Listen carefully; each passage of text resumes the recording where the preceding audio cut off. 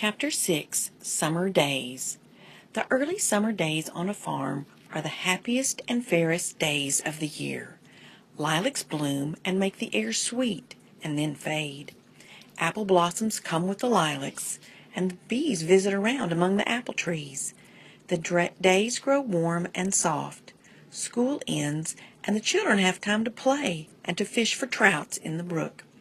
Avery often brought a trout home in his pocket, warm and stiff and ready to be fried for supper. Now that school was over, Fern visited the farm almost every day to sit quietly on her stool. The animals treated her as an equal. The sheep lay calmly at her feet. Around the 1st of July, the work horses were hitched to the mowing machine, and Mr. Zuckerman climbed into the seat and drove into the field. All morning you could hear the rattle of the machine as it went round and round, while the tall grass fell down behind the cutter bar in long green swaths.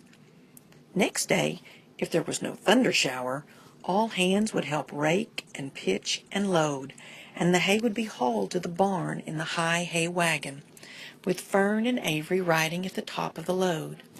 Then the hay would be hoisted sweet and warm into the big loft, until the whole barn seemed like a wonderful bed of timothy and clover.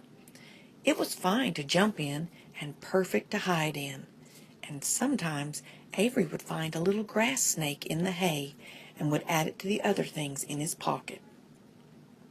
Early summer days are a jubilee time for birds.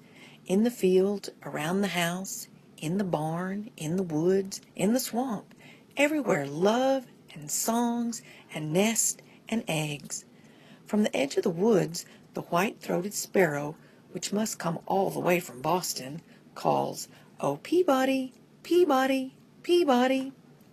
On an apple bough, the phoebe teeters and wags its tail and says, "Phoebe, Phoebe." The song sparrow, who knows how brief and lovely life is, says, "Sweet, sweet, sweet interlude, sweet, sweet, sweet interlude." If you enter the barn, the swallows swoop down from their nest and scold. "Cheeky, cheeky," they say.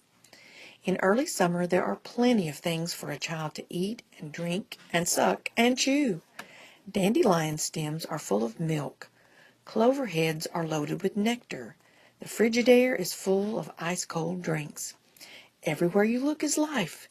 Even the little ball of spit on the weed stalk, if you poke it apart, has a green worm inside it. And on the underside of the leaf of the potato vine are the bright orange eggs of the potato bug. It was on a day in early summer that the goose eggs hatched. This was an important event in the barn cellar. Fern was there sitting on her stool when it happened. Except for the goose herself, Charlotte was the first to know that the goslings had at last arrived. The goose knew a day in advance that they were coming. She could hear their weak voices calling from inside the egg. She knew that they were in a desperately cramped position inside the shell and were most anxious to break through and get out. So she sat quite still and talked less than usual.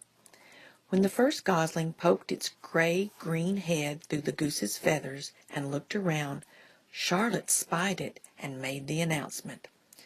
"I am sure," she said, "that every one of us here will be gratified to learn that after 4 weeks of unremitting effort and patience on the part of our friend the goose, she now has something to show for it. The goslings have arrived. May I offer my sincere congratulations?" "Thank you, thank you, thank you," said the goose, nodding and bowing shamelessly.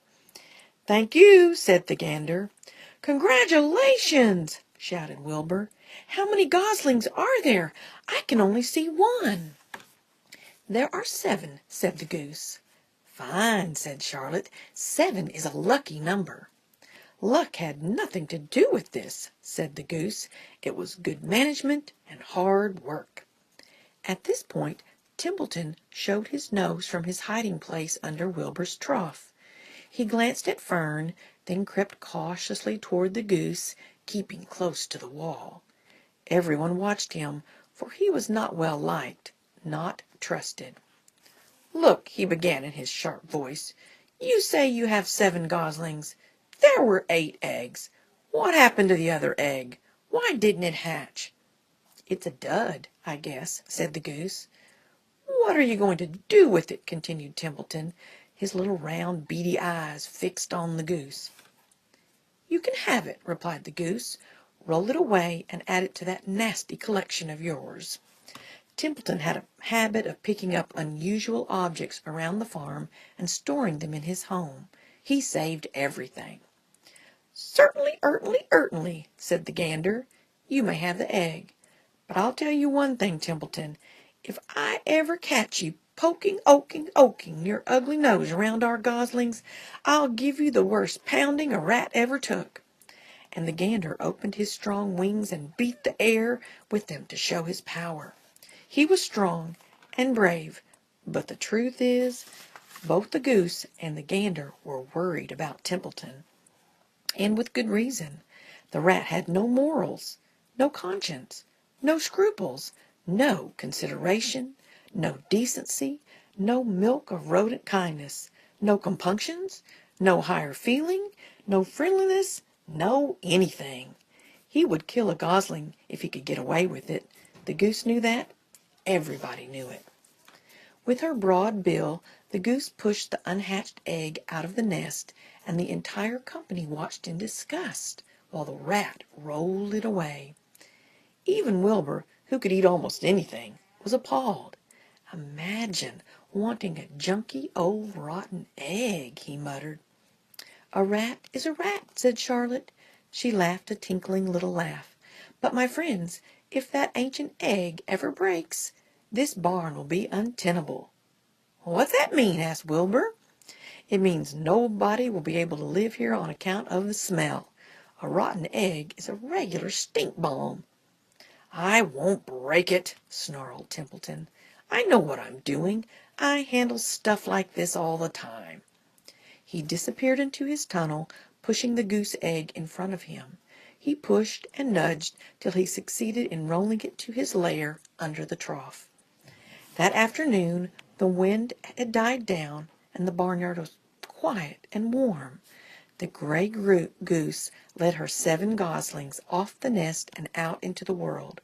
Mr. Zuckerman spied them when he came with Wilbur's supper. "Well, hello there," he said, smiling all over. "Let's see. 1, 2, 3, 4, 5, 6, 7. 7 baby geese.